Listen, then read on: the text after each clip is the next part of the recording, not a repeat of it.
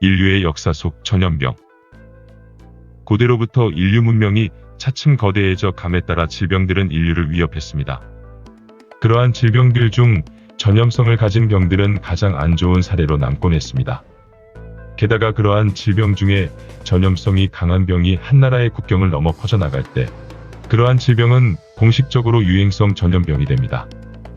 질병은 인류가 생겨난 후 돌과 나무로 사냥하던 시대에도 존재한 것으로 알려져 있습니다만 약 1만 년 전 인간이 집단 농촌 생활로 전환으로 전염병이 가능하게 된 공동체가 형성되었습니다. 그 가운데서 말라리아, 결핵, 나병, 인플루엔자, 천연두와 같은 것들이 그러한 시기에 처음 등장한 것이라고 합니다. 그 후 점점 더 문명화된 도시가 건설되고 무역로가 생겨나면서 다른 도시와 왕래가 일어났으며 도시 간의 전쟁이 발생하기 시작하면서 전염병의 가능성은 점점 높아졌습니다. 그렇게 퍼져나간 전염성을 가진 질병이 인류를 황폐하게 만들며 역사를 바꾼 전염병의 타임라인을 살펴보면 다음과 같습니다. 기원전 430년 아테네. 인류 역사의 기록 중 가장 초기에 전염병의 기록은 펠로폰네소스 전쟁 중에 발생했습니다. 이 질병은 리비아, 에티오피아, 이집트를 통과한 후 스파르타인이 포위 공격을 하면서 아테네 장벽을 건너게 되었습니다. 그때 당시 인구의 3분의 2가 사망하였다고 합니다. 그 증상에는 열과 갈증, 피부가 빨갛게 되는 등의 현상이 있었다고 합니다. 장티푸스로 의심되는 당시의 병은 아테네인들을 상당히 약화시켰으며 스파르타인에 의한 패배의 중요한 요인이었다고 합니다. AD 165년 안토니우스 역병. 이것은 아마도 훈족에서 시작한 천연두의 초기 출현일 것입니다. 훈족은 독일인들을 감염시켰고 독일인들은 로마인들에게 전달한 다음 복귀한 로마 군인들에 의해 로마 제국 전역에 퍼졌습니다. 증상으로는 발열, 인후통, 설사 등이었으며 이 전염병은 서기 약 180년까지 계속되었습니다. 학자들은 천연두 혹은 홍역으로 생각하고 있지만 실제 원인은 완전히 규명되지 않았습니다. 그 이름은 로마 황제인 마르쿠스 아우렐리우스 안토니우스에서 유래되었습니다. 안토니우스는 루키우스 베루스와 공동 황제로 있었는데 루키우스 베루스가 전염병 주의보를 내렸다가 169년에 사망하였고 그 후 황제인 안토니우스의 이름을 따서 안토니우스 역병이라고 하게 되었습니다. AD 250년 키프로스 역병. 카르타고의 주교였던 키프리아는 이 역병에 대하여 역사책에 최초로 기술하였습니다. 그의 이름을 따서 키프로스 역병이라고 이름을 지었다고 합니다. 서기 250년에서 270년까지 로마 제국을 괴롭힌 전염병이었습니다.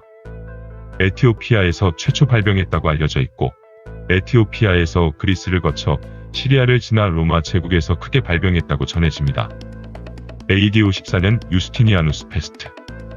이집트에서 처음 등장한 이 병은 팔레스타인과 비잔틴 제국을 거쳐 지중해 전역으로 퍼졌습니다. 그리고 이 전염병은 제국의 기로를 바꾸게 되는데 로마 제국을 다시 합병시키고 막대한 경제적 투쟁을 일으키려 했던 유스티니아누스 황제의 계획을 무너뜨렸습니다. 또한 기독교의 급속한 확산을 초래하게 된 묵시적인 분위기를 조성하게 된 것으로도 유명합니다. 유스티니아누스 페스트의 원인이 흑사병을 일으키는 박테리아와 동일하다는 연구 결과가 2013년에 발표되었고 흑사병이 훨씬 짧은 기간에 발생했으나 유럽인의 30%에서 50%를 죽일 만큼 강했다고 합니다. 11세기의 나병. 나병은 한센병 또는 문둥병이라고 불리우며 중세의 나병이 있었지만 나병은 중세 유럽에서 유행병으로 성장하여 수많은 희생자를 수용하는 수많은 나병 중심의 병원이 만들어지기도 했습니다. 상처와 기형을 유발하는 느리게 발달하는 세균성 질병인 나병은 하나님의 형벌로 여겨졌습니다.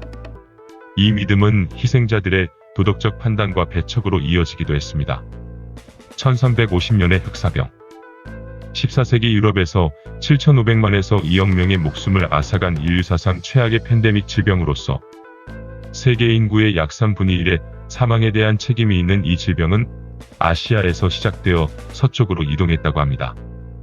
기원전 1347년에 시칠리아를 통해 전염병 환자들이 항구에 도착했을 때 유럽 전역으로 빠르게 퍼졌습니다. 시체가 너무나 널리 퍼져 많은 사람들이 땅에서 썩어가고 도시에 끊임없이 악취가 생겼다고 합니다. 1492년 콜럼버스의 교환. 크리스토퍼 콜럼버스가 신대륙을 발견하면서 신대륙과 구대륙 사이에서 일어난 생물과 인구의 급격한 이동을 의미하는 이것은 1972년 알프레드 W. 크로스비가 만든 환경사 용어로서 의도적 교환뿐만 아니라 매독같이 의도하지 않게 옮겨진 생명체나 감염병도 포함합니다. 유럽인들은 천년두, 홍역, 활력 전염병과 같은 질병을 원주민에게 전달했습니다. 이전에 노출되지 않은 상태에서 질병이 옮겨져 토착민을 황폐화시켰으며 남북 대륙 전체에서 80%가 죽었습니다. 그 후 1520년에 아즈텍 제국은 천년두 감염에 의해 파괴되었습니다. 이 병은 많은 희생자들을 죽이고 사람들을 무력화시켰습니다. 스페인 식민지 주민들은 그들에게 질병으로 인하여 저항할 수 없었고 농민들이 필요한 농작물을 생산할 수 없게 만들었습니다. 1665년 런던 대역병. 잉글랜드 왕국에서 발생하여 대유행한 흑사병 유행은 300여 년 전의 흑사병 팬데믹과 비교하면 훨씬 적은 피해를 남겼지만 400년간의 제2차 패스트 팬데믹 중 잉글랜드에서 발생한 최후의 대규모 전염병이었다는 점에서 대역병이라고 불리고 있습니다. 최초 1347년 시작되어 1750년까지 계속된 제2차 패스트 팬데믹의 일부였던 그 당시에 18개월에 걸친 런던 대역병으로 죽은 사람의 수는 약 10만 명으로 그때의 런던 인구의 25%에 달한다고 합니다. 그러던 중천 666년 가을, 최악의 또 다른 파괴적인 사건인 런던의 그레이트 파이어와 비슷한 시기에 사라졌다고 합니다. 1817년 첫 콜레라 팬데믹. 향후 150년 동안 7차례에 걸친 콜레라 전염병 중 첫 번째로서 그 물결은 100만 명이 사망한 러시아에서 시작되었습니다. 대변 속에 감염된 물과 음식을 통해 퍼져나가 수백만 명이 사망하게 된 이 박테리아는 영국 병사들에게 전달되어 인도로 퍼져갔습니다. 대영 제국과 해군에 침투한 콜레라는 스페인, 아프리카, 인도네시아, 중국, 일본, 이탈리아, 독일 및 미국으로 퍼져 약 15만 명이 사망했습니다. 그 후 1885년에 백신이 만들어졌지만 유행병은 계속되었습니다. 1855년 제3차 패스트 팬데믹. 중국 윈난성에서 시작하여 인도와 홍콩으로 퍼진 그 전염병은 1500만 명의 피해자가 나온 것으로 연구되었습니다. 윈난에서 광업이 일어났을 때 처음에는 벼룩을 매개체로 퍼져나간 전염병으로 인도가 가장 큰 피해를 입었으며 전염병은 영국에 대한 반란을 일으킨 억압 정책에 대한 변명으로 이용되기도 했습니다. 그 후 1960년이 되어서야 연간 수백 명 이하로 떨어질 때까지 계속된 것으로 간주되었습니다. 1875년 피지 홍역 전염병. 피지의 홍역 전염병은 1875년 피지 제도에서 중요한 시기에 발생했습니다. 유럽인들은 피지를 포함하여 태평양 섬 전역에서 무역을 확대하고 있었습니다. 카코바우 국왕과 다른 피지의 족장들은 피지섬을 영국에 건네주는 증서에 서명했습니다. 왕은 1874년 12월에 호주 시드니로 항해하여 1875년 1월에 돌아왔는데 그의 배에 있는 일부 남자들은 전염성이 있는 홍역을 앓고 있었고 그곳에 그 전염병을 일으켰으며 부족의 수장들에 의해 확산되었습니다. 그 후 빠르게 퍼져나가면서 섬은 야생 동물들에 의해 뜯겨진 시체들로 가득 차 있었고 마을 전체가 죽고 불에 태우기도 했는데 그 후 피지 인구의 3분의 1인 총 4만 명이 그렇게 사망했다고 합니다. 1889년 러시아 독감. 최초의 독감은 시베리아와 카자흐스탄에서 시작하여 모스크바로 이동해갔고 핀란드와 폴란드로 갔다가 유럽의 다른 지역으로 옮겨졌습니다. 이듬해 그것은 북아메리카와 아프리카로 대양을 건너게 되었으며 1890년 말에는 약 36만 명이 사망한 것으로 조사되었습니다. 1918년 스페인 독감.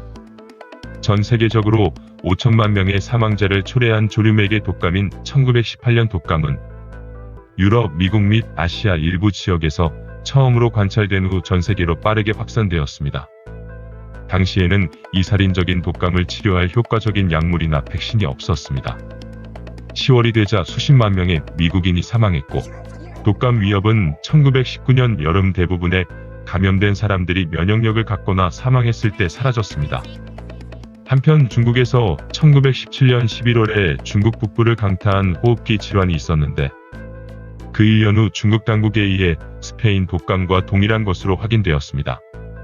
세계 1차 대전 중 9만 6천 명의 중국 노동자들이 영국과 프랑스 전선에서 일을 했었고 이것이 스페인 독감의 팬데믹 원인이 되었다는 주장이 있습니다. 1957년 아시아 독감.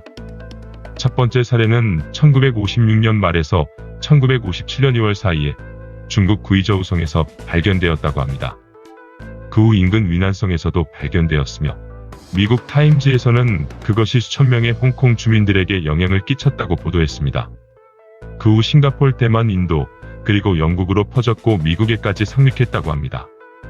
그 후 1958년 초에 두 번째 유행이 발생하여 전 세계적으로 약 100만 명 이상이 사망하였으며 추정으로는 200만 명이 넘을 수 있다는 것이었는데 1957년에 영국에서 백신이 제조되어 그 후 차츰 억제되었다고 합니다. 1981년 HIV 또는 인간 면역 결핍 바이러스 에이즈. 1981년에 처음 발견된 AIDS는 개인의 면역 체계를 파괴하여 신체가 일반적으로 극복할 수 있는 질병으로 인해 결국 사망합니다. HIV 바이러스에 감염된 사람들은 감염 시 열, 두통 및 림프절이 커진다고 합니다. 증상이 가라앉으면 혈액과 생식기획을 통해 전염성이 높아지고 이 질환은 T세포를 파괴한다고 합니다. 에이즈는 미국의 게이 커뮤니티에서 처음 관찰되었지만 1920년대 서아프리카의 침팬지 바이러스에서 발생한 것으로 추정됩니다. 특정 체액을 통해 퍼지는 이 질병은 1960년대에 IT로 1970년대에는 뉴욕과 샌프란시스코로 옮겨졌습니다. 질병의 진행을 늦추기 위해 일부 치료법이 개발되었지만 전 세계적으로 약 3,500만 명이 에이즈로 사망했으며 확실한 치료법은 아직 발견되지 않았습니다. 2003년 중증급성 호흡기 증후군 사스.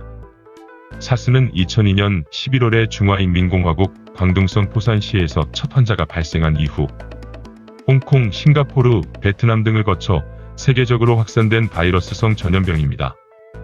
중국에서 박쥐 사양 고양이를 거쳐 인간에게 전파된 것으로 추정되며 세계 26개국에서 8,096명이 감염되어 774명이 사망한 것으로 추정됩니다. 사스는 호흡기 문제, 마른 기침, 열 및 머리와 몸의 통증이 특징이며 기침과 재채기에서 호흡기 방울을 통해 퍼집니다. 검역 노력에 의해 효과적으로 7월까지 바이러스가 격리되어 그 이후로 다시 나타나지 않았습니다만 중국은 발병 초기에 바이러스에 대한 정보를 감추려 한다고 세계적으로 비난을 받았다고 합니다. 2019년 코비드-19 코로나 바이러스. 2019년 12월 중국 후베이성 우한시에서 처음 확인된 코로나 바이러스 감염증이 전 세계적으로 현재까지 유행하고 있습니다. 2020년 3월 11일 세계보건기구 WHO는 코비드-19 바이러스가 공식적으로 3개월 동안 114개국을 통틀어 11만 8천 명 이상을 감염시킨 유행병이라고 발표했습니다. 증상에는 호흡기 문제, 발열 및 기침이 포함되며 폐렴 및 사망으로 이어질 수 있습니다. 사스와 마찬가지로 재채기에 물방울을 통해 퍼지며 기타 다른 조건에서도 퍼진다는 것이 속속 밝혀지는 중입니다. 중국에서 처음 보고된 이 사건은 2003년 중화권에서 인명피해를 냈던 중증급성 호흡기 증후군인 사스와 유사한 증상을 보이는 환자 7명이 발생했다라는 병원 문건을 얻게 된 중국 우한시 중심병원 의사 리월량은 감염 확산 가능성을 우려하였고 2019년 12월 30일 동료 의사 7명과 함께 소셜미디어를 통해 위험 상황을 알리고 널리 전파하려 하였다고 합니다. 그러나 중국 당국으로부터 허위 정보를 퍼뜨려 민심을 불안하게 만들고 있다며 관련 사실을 계속 유포할 경우 체포당할 수 있다는 통보를 받고 리 씨를 포함해 동료 의사 등 8명이 공안국에 소환돼 잘못을 인정하는 자술서를 쓰고 서명을 하였다고 합니다. 그러나 그 후 중국 당국은 2020년 1월 말에 이들에게 사과하게 되었고 최초로 그 사실을 알렸던 리월량은 병원에서 환자들을 돌보다 확진 판정을 받고 입원 치료 중 상태가 급격히 악화되어 결국 사망하였다고 합니다. 백신이 현재 없는 이 바이러스는 중국 국경을 넘어 3월 중순까지 전 세계 163개국 이상에 전파되었습니다. 2020년 2월 11일 이 바이러스는 공식적으로 코비드-19으로 명명되었으나 미국 트럼프 대통령은 중국에 대해 쩔쩔매는 WHO가 정한 명칭은 틀린 것이라며 비판했고 중국 코로나 바이러스로 부르는 것이 정확한 명칭이라고 하였습니다. 특히 이 질병의 경우 인위적으로 만들어진 바이러스라는 추측이 지배적이며 그 백신을 제공하는 자는 세계적인 큰 부를 끌어 모을 수 있다는 것은 분명해 보입니다. 현재 백신이 없는 상태에서 기존의 약품들 중 효과가 있는 치료제 대용품들은 존재하고 있습니다.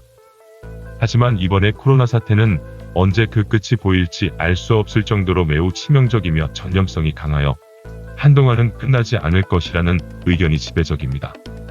질병은 인간의 역사에 늘 있어 왔지만 만일 인위적인 의도에 의한 것이라면 그 피해는 고스란히 인류에게 돌아올 것입니다. 욕심이 지나치다 못해 인류에게 해악을 끼치는 사악한 자들의 말로는 어떻게 될까요? 오래 살아봐야 100년. 그 이상은 살지도 못할 이 생에서 삶이 끝난다면 그들이 추구했던 악행은 참으로 허망할 것이며 그들의 자손들이 그 대가를 치르게 될 것입니다. 다음 생이 있거나 영생이 있어 심판이 있다면 그때에 가서 그들은 처참할 것입니다. 자랑거리가 있다면 그곳에는 항상 시기가 있고 빛의 반대편에는 어둠이 있듯이 항상 우리를 둘러싼 모든 것들은 상대적이며 결국에는 균형을 이루게 되는 것을 깨닫게 됩니다. 여러분들의 생각은 어떠신가요? 항상 건강하시길 기원하면서 오늘의 영상은 여기서 마치겠습니다. 감사합니다.